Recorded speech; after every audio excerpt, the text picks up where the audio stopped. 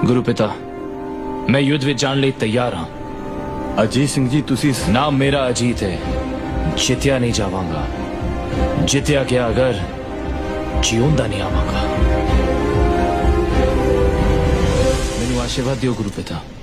दशमेश पिता जी ने अजीत सिंह नू जंग विच भेज के साबित कर दिता कि माता गुजरी दे लाल नू लोकां दे सिर मंगण दा ही शौक नहीं, जरूरत पवे तां कौम दी खातर वो अपने पुत्र दा भी सिर दे सकदे ने। ते शिवा पर मोहे है शुभ कर्मन ते कभू न डरूं, न डरूं और सोच अब चाहे लड़ूं, निश्चय कर अपनी जीत करूं।